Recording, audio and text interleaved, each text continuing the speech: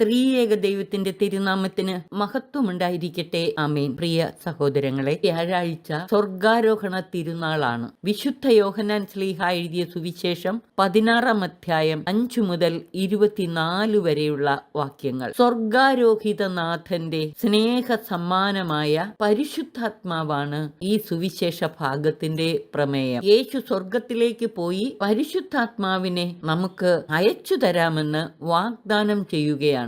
ദുഃഖപൂരിതമായ ഹൃദയങ്ങളെ ആനന്ദപൂരിതമാക്കാനുള്ള സ്നേഹസമ്മാനമായ പരിശുദ്ധാത്മാവിനെയാണ് യേശു വാഗ്ദാനം ചെയ്യുന്നത്.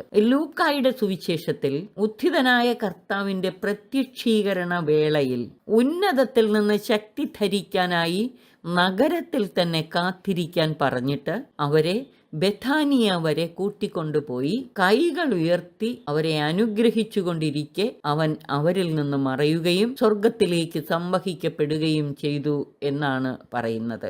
ലൂക്ക 24:50-51 വാക്യങ്ങൾ. അപ്പസ്തോല പ്രവർത്തനത്തിൽ ലൂക്ക പറയുന്നത്, അവർ നോക്കി നിൽക്കെ യേശു ഉന്നതത്തിലേക്ക് സംവഹിക്കപ്പെട്ടു. ഒരു മേഘം വന്ന് അവനെ അവരുടെ ദൃഷ്ടിയിൽ നിന്ന് മറച്ചു എന്നാണ്. 1 അധ്യായം 9-10 വാക്യങ്ങൾ. യോഹന്നാന്റെ സുവിശേഷത്തിൽ ഞാൻ പോകുന്നില്ലെങ്കിൽ സഹായകൻ വരുകയില്ല എന്ന് പറയുന്നത് യേശുവിന്റെ സ്വർഗാരോഹണത്തെക്കുറിച്ചാണെന്ന് യോഹന്നാൻ 20:17 നിന്ന് വ്യക്തമാണ്. സ്വർഗാരോഹിതനാഥൻ നമുക്ക് നൽകുന്ന സ്നേഹ സമ്മാനമായ പരിശുദ്ധാത്മാവ് നമുക്ക് നൽകുന്ന അനുഗ്രഹങ്ങൾ എന്തൊക്കെയാണെന്ന് ഹൃദയത്തിൽ സംഗ്രഹിക്കാൻ പരിശ്രമിക്കാം.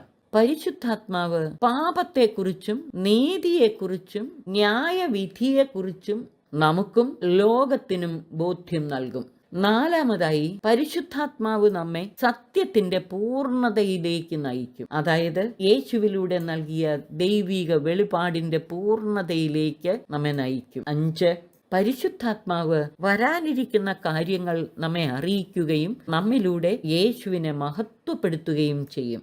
6, യേശുനാമത്തിൽ പിതാവ് നൽകുന്ന പരിശുദ്ധാത്മാവ് നമ്മുടെ ദുഃഖം സന്തോഷമാക്കി മാറ്റും. പരിശുദ്ധാത്മാവ് നമ്മുടെ സന്തോഷം അഥവാ ആനന്ദം പൂർണ്ണമാക്കുകയും ചെയ്യും. സ്വർഗാരോഹണ തിരുനാളിനും പെന്തക്കൊസ്തി തിരുനാളിനുമായി നാം ഒരുങ്ങിക്കൊണ്ടിരിക്കുന്ന ഈ ദിനങ്ങളിൽ പരിശുദ്ധാത്മാവിന്റെ ഈ നാനാവിധ പ്രവർത്തനങ്ങൾ നമ്മിലും ലോകത്തിൽ മുഴുവനും നിറവേറുന്നതിനും എല്ലാവിധ അനുഗ്രഹങ്ങളും കൊണ്ട് നാം ഏവരെയും നിറയ്ക്കുന്നതിനുമായി ആത്മാർത്ഥമായ ആഗ്രഹത്തോടെ ധ്യാനപൂർവം നമുക്ക് പ്രാർത്ഥിച്ചു കാത്തിരിക്കാം. സർവശക്തൻ നമ്മെ അനുഗ്രഹിച്ച് ആശീർവദിക്കട്ടെ. ആമേൻ.